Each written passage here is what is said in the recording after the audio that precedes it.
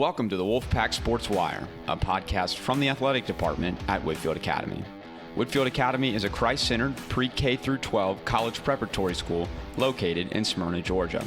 On this show, we highlight our hardworking coaches and student athletes who are excelling in and out of competition.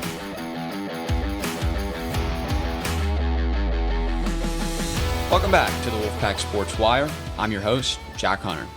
It's the week of September 15th, and today is episode 5 of the show. I want to give a happy homecoming week to our Whitefield community. It's been a week full of fun, and we've still got a few big days left on the horizon. On today's show, we'll be talking to Whitefield head football coach Robert Walsh and senior running back Mason Hollingsworth. First, here's Coach Walsh as the team looks forward to Friday night following a dominating 56-28 victory last week over Darlington. Coach, thanks for joining me today. How are you? I'm doing pretty good, Jack. I mean, it feels good coming off another win. The boys performed well, and looking forward to another challenge this week against St. Anne-Pacelli. Yeah, well, they say three's a streak, and you guys are now winners of 3 straight. And it was a great win. You guys a fast start. We talk about on the show, we've talked about getting out of the gates quick, especially last week, and you guys certainly did that. What were your overall takeaways of how the game went from beginning to end? I thought we played extremely well, especially offensively. You talk about we scored out of 8 out of 9 drives, touchdowns, which is what we kind of talked about. We got to score every drive. The last drive was kind of trying to just milk the clock and end the game. We didn't get the first down. Defensively, I thought we did a really good job against their triple option. I thought we tackled our responsibilities well. They hurt us a little bit with their passing game and a little bit of toss sweep. But other than that, I was really proud of our defense, especially against their triple option. So in those first 2 offensive drives, you guys were, it was just surgical going down the field, especially in that first drive, that little play action play to Mason, and then Luke Linder was wide open. What did you think was a difference maybe in this game versus previous games in terms of having that offensive execution, especially in the passing game too, really early right out of the gate? We got Landon going early with an easy completion on a bubble to Cole Rabelais that first drive. They weren't even lined up, so it was really an easy completion. And then that little play action pass, we do a good job influencing linebackers and things with our O-line, and a lot of people want to tackle Mason. Everybody knows, as he goes, we go. So they ended up leaving Luke wide open. Another easy throw for Landon. It built some confidence early in the game. Something we talked about last week was the tempo battle that was going to take place. Obviously, Darlington being a triple option team, they wanted to slow the game down, and you guys want to play at a really quick tempo. So getting ahead early and kind of forcing them to play from behind, but also being able to just play really fast and their defense not really being able to catch up. What was that like for you guys to be able to really establish your pace of the game on Darlington? It all starts in practice. The way we do our team offense, we have about 18 minutes for a team offensive period, and my goal is to get to 40, 45 plays in that 18 minutes. So we really try to push tempo in practice. Our kids do a good job. So it's something we work on. And as you could see, defensively, they were struggling to get lined up. And some of those drives, we were mauling them up front with our O-line and our tight ends. Dickey had a huge block on a touchdown run where he just absolutely ran through the safety. Luke Linder did a really good job blocking at tight end as well. So turnovers have not really been a conversation for your team this year, and that's good in a sense in that offensively you guys, I believe the last time turned it over was first game of the season, and defensively you guys have really kept the ball in front of you but not caused too many turnovers, but you guys caused 2 turnovers this past Friday. One of them, Jackson Wallace, scooped it up and ran it all the way back to the house. So what was it like to see your defense come up with an interception and then a fumble recovery and give your offense a little extra help there? It was great to see defensively. They work just as hard as we do on the offensive side of the ball, and to see the success that we were able to have defensively Friday night. Obviously, there's still things to clean up on both sides of the ball, but to see that success Friday night and Jackson Wallace being able to get in the end zone. He ended up with 10 tackles on the night, and then he had a tackle for loss, a fumble recovery for a touchdown, and an interception. That's a pretty good game on a Friday night, especially going against a triple option team. Yeah, following up with Jackson, he seems like the type of guy that you really just want to have on your defense. I mean, the week before he blocked a punt. He's always all over the place in special teams. Defensively, it seems like he flies the ball. What is it like to have a guy like that in your secondary? He's a kid that since I've been here has been fully bought in to our off-season training, and he's a hard-nosed kid. He wants to be physical. He wants to make plays for his teammates. He wants to be around the football, and he does a really good job for us defensively. He had to play a little bit different position, which he embraced fully. We actually put him at linebacker this week to defend the triple option versus his star safety position that he's been playing. But just an all-around great kid. Happy for him to have a great night, especially his senior year. So we can't do this without talking about another Mason Hollingsworth game. 27 carries, 259 on the ground, and 4 touchdowns. He's now got 13 touchdowns in his last 3 games. Now averaging over 200 yards per game. Obviously, we talk about his incredible talent every week, and certainly want to touch on that. But I feel like this was a game where the offensive line was his best friend. I mean, there were a lot of runs where 5-8 yards wasn't getting touched. So what was it like seeing not only him dominate, but see the offensive line in front of him just really move Darlington's front 7 out of the way? You talk about just mauling people. I mean, Luke Linder, Thomas Dickey, both our tight ends did a really good job as well. But you talk about Sam Blee, Edgar Velez, Sam Suddeth, and then getting his first varsity start and first Friday night experience, Andrew Kim playing right guard for us, stepping up big time, and then David Tidwell. Those guys work extremely hard. I challenge them every single day to be physical, to come off the football, do what they're supposed to.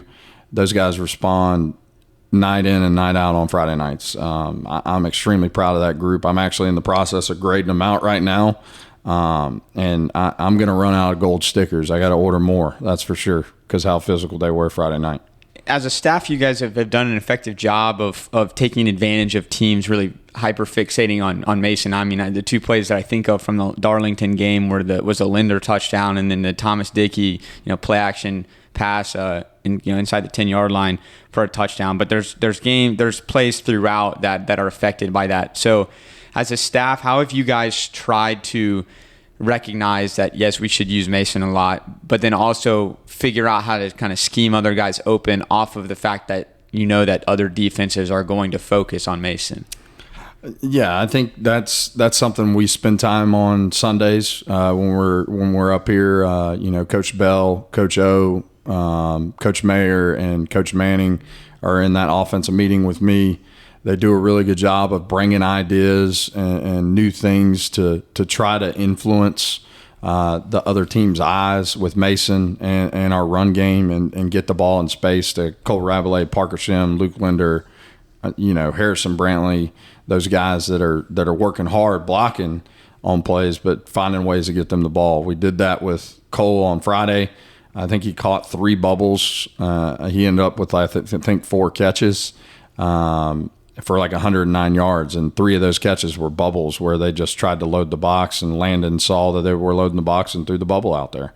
So trying to take advantage of numbers as well is what we got to do offensively, and Landon has done a good job of that. And Cole hasn't played since week 1, kind of, I wouldn't say subtly returned, but just with all the talent that's on this team and the way that you guys have been playing the last few weeks, it was not like you guys, everybody's just waiting for him to come back so you guys could play offense again. I mean, you guys were kind of rolling, and then you got him back. That touchdown that he scored, I think it was 50 yards after the catch, I mean, was ridiculous. And talk about how nice it is for the team to have a guy of his talent back, his speed, his ability to catch the ball. So now him and Parker Shim are lining up in the same offensive set. I told the newspaper guy on Friday night, it's an embarrassment of riches for me as a coach. We have Mason in the backfield. We have a great quarterback in Landon Ryan, and then you have Luke Linder, Harrison Brantley, Thomas Dickey, Parker Shim, Cole Rabelais, Ian Kelly.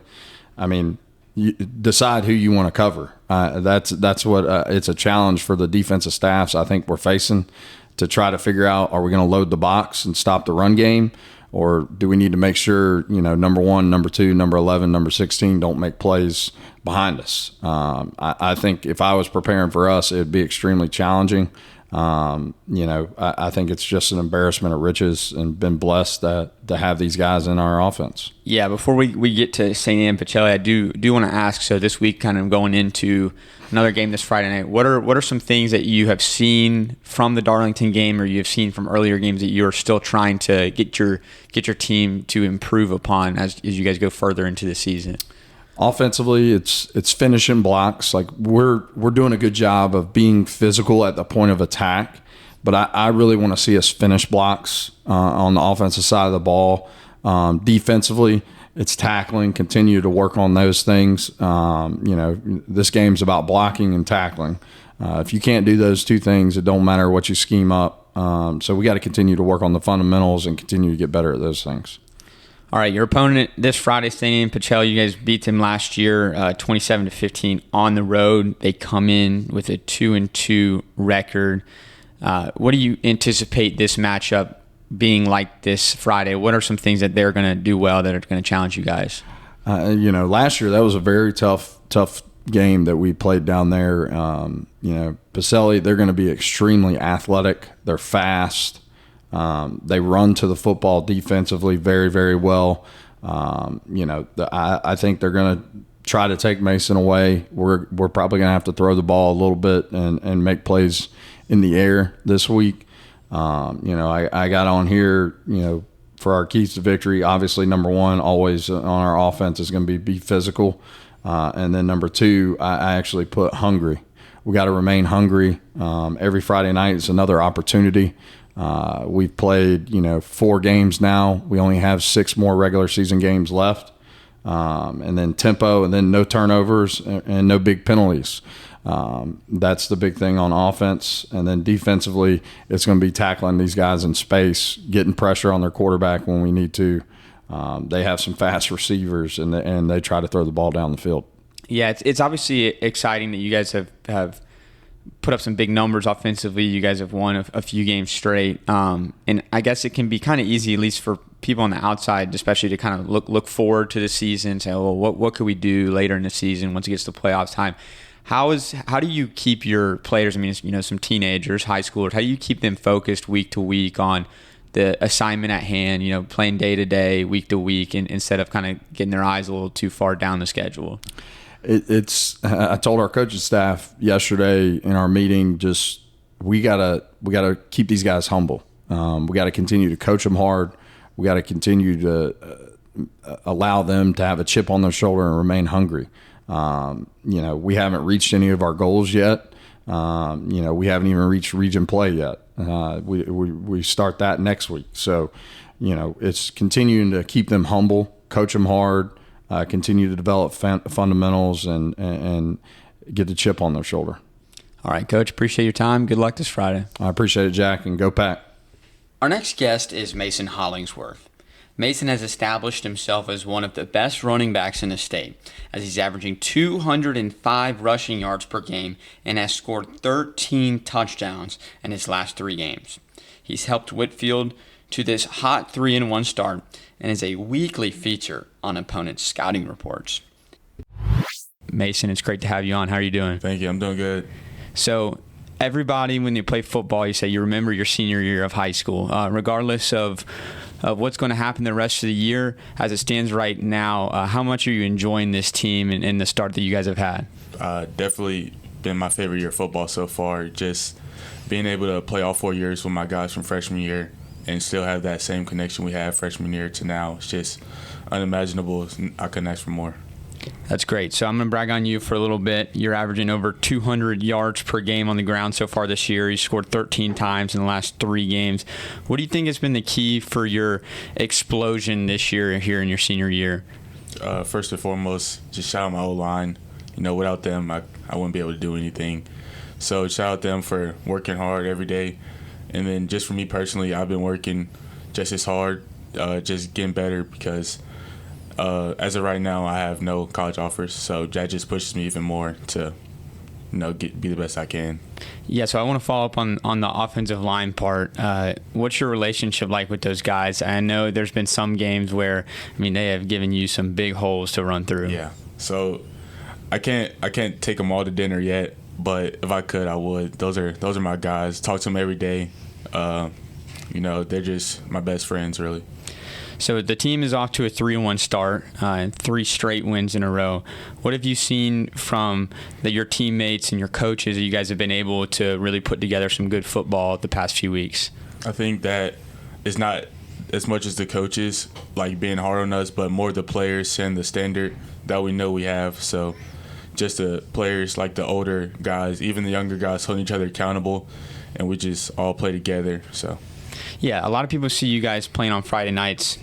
Obviously, not a lot of people get to see inside the locker room, see the day-to-day. What is the team culture like? What is it like to be a part of this team and be a part of the brotherhood of Whitefield football? Just like you said, it's a brotherhood, so no one's above anybody. We're all equal, basically. So from seniors to freshmen, we have a tight connection. Like I talk to the freshmen all the time. Those are my guys, just like the seniors are my guys too. So I think that just being the well-connected team we are is leading to so much success that we have today. How would you describe yourself as a running back in your running style? Definitely more patient than most backs. Not as powerful, though. Not really, but the speed and agility, the quickness, it makes up for it, being able to break away those long runs. And just seeing everything with my good vision, is really helpful. So why do you like playing football? I know that sounds like a very broad question, but when you get out there on Friday nights or you even get out there in practice, what's your kind of why when it comes to playing football? Definitely God first. God gifted me my athletic ability, so just playing for God, and then family too. I come from a sports family. My mom played softball, my dad played basketball. So just finding my own path in sports has definitely been pushing me. But once again, back to the team, it's just always about the team. They keep me grinding, they keep me working, and it's just fun getting out there every day with those guys. You mentioned the college aspect earlier on. Obviously, in today's era, it's very hard to get recruited out of high school with the transfer portal. So how have you been able to really keep yourself calm throughout the season, but also kind of use that as motivation to put up more and more production for the team each week? So it's definitely a little demoralizing when, you're putting up good numbers and good stats. But, at the end of the day, I know that God has a plan for me. So just staying calm through that, but also working to prove myself that I'm worthy to play college football. So obviously the answer to this upcoming question would be, go for it all and win a state championship. But on a more day-to-day or week-to-week level, what would you like to see from Whitefield football, from your teammates, and just from the rest of the season for your team? Definitely just want to keep putting out these good games, producing that like we have been, executing our offense. But I really believe that we're a final team, so we've been working for that goal. So before we end this interview, I've got a few kind of rapid fire questions for you if you're ready to get to know you a little bit better. So my first one is, what is your favorite pregame song? Oh, that's a good question. As of right now, I've listened to Holy Ground by Big X the Plug. All right, what's your favorite Bible verse? Favorite Bible verse is Jeremiah 29:11. What is your favorite pregame meal? If you could pick any pregame meal, what would it be? That's a hard question. We had some really good nachos last game. I'll have to go with nachos. That's some good pregame fuel? Yeah, definitely. What's going on in the nachos? Lettuce, cheese, sour cream, salsa, and queso. If you had to use one word to describe yourself, what would it be? Oh, humble. What is your favorite hobby? I like art a lot. Can you expand on that? Like, what type of art do you like? And you like doing art yourself or looking at it? Or? So last year I took AP photography, so I like taking photos. And this year I'm actually doing drawing and painting, so just creating art all around. That's great. So last question for you. Who in your life do you look up to the most? My mom. I had to say my mom. Her work ethic just makes me want to be better. All right. Well, Mason, I appreciate the time today, and best of luck this upcoming Friday. Yes, sir. Thank you. That'll do it for today's show. Thank you to Robert Walsh and Mason Hollingsworth for joining me today. I hope everyone has a great rest of your week and into the weekend, and we will talk to you next week on The Wire.